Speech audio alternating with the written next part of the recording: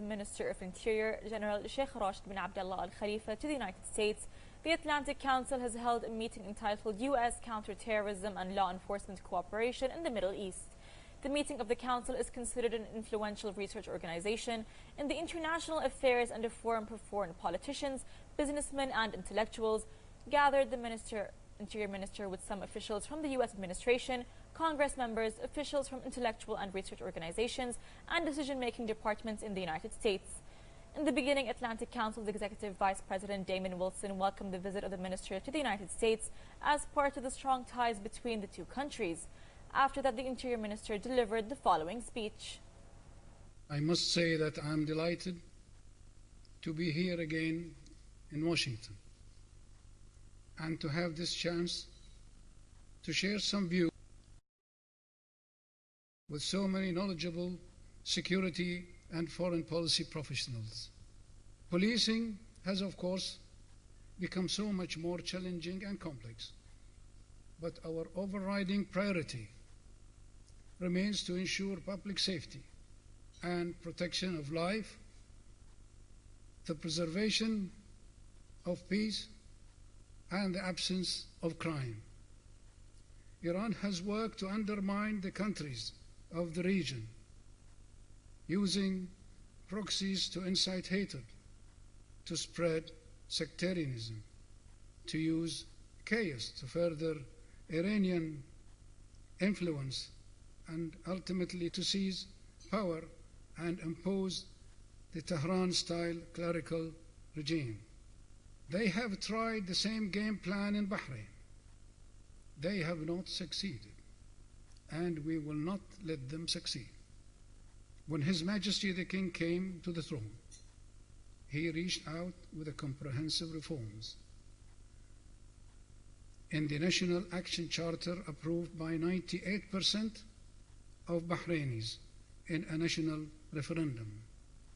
We have clear evidence that Iranian origin explosives were used in 2017 bombing of a major oil pipeline carrying some 250,000 barrels of oil per day, carried out by a group of trained, supplied, and directed from Iran.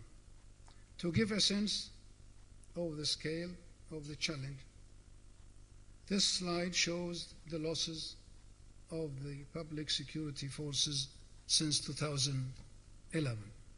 For me, these losses and casualties are not just numbers on a chart.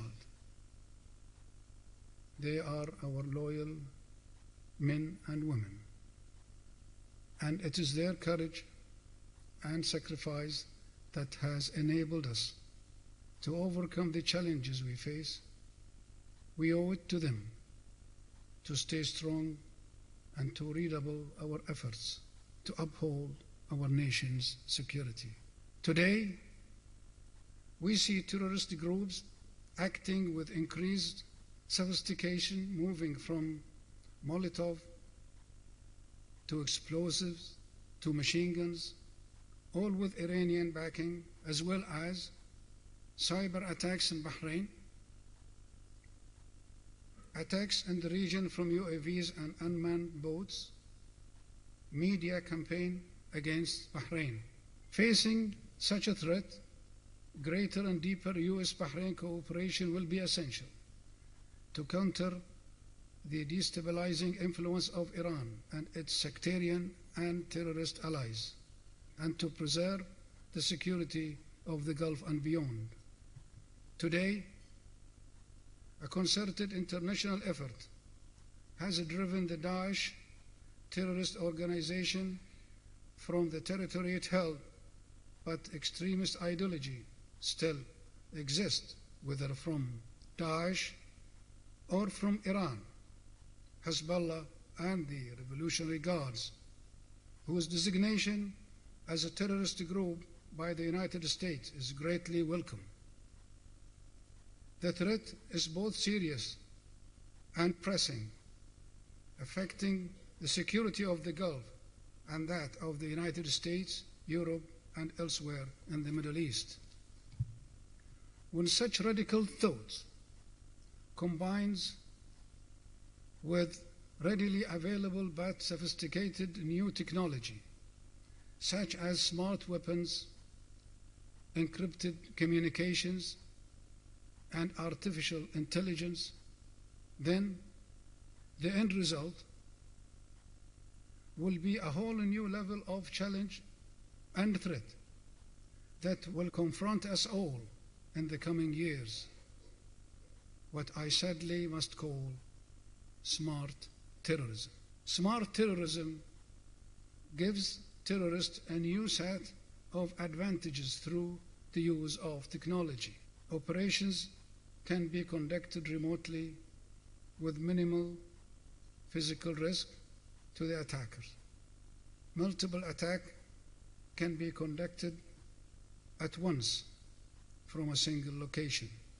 Recruits can be attracted and coordinated effectively without ever meeting. Significant difficulties for the law enforcement, unfortunately, to monitor and detect such activities. The threat from smart terrorism is therefore uniquely dangerous in combining technology and terrorism, and it requires true international effort to confront it. Let me close on a positive note, because although we are facing real and pressing challenges, Bahrain today is a safe, developed country welcoming people from around the world, as demonstrated by last week's Formula One Grand Prix. Thanks to the professionalism and bravery of our law enforcement and the loyalty of our citizens, we are overcoming these challenges and maintaining a peaceful, stable, open, and prosperous society. It's my hope that our friends in the United States will strongly support us as we do so. The meeting discussed security challenges facing the Gulf region that require confronting the Iranian interference in the affairs of regional countries and combating all forms of Iranian support to terrorist groups. The event highlighted cybersecurity and the threat of the use of technology in terrorism and the need to improve the capabilities of security authorities to deal with the development in cross-border organized crimes, in addition to the exchange of information and the reinforcement of international counterterrorism cooperation. The meeting was attended by the Bahrain ambassador to the United States, Sheikh Abdullah bin Rashid Al Khalifa, President of Customs Affairs, Sheikh Ahmed bin Hamad Al Khalifa, and the accompanying delegation of the Interior Minister. We want to be exchanging information with our partners, with Bahrain, with others in the Gulf, with others around the world, so that we can collectively develop a global picture of terrorist movements. And that is why, the importance of having our partners, specifically the Bahrainis tonight, to talk about the terrorism attacks and how we can mitigate these threats is crucial. The reality is that the U.S. government does not have all the information, right? And so through the internet, the terrorists overseas are able to connect instantaneously with our local communities across the world. And so as our FBI director says, terrorism moves at the speed of social media. Under the patronage of the custodian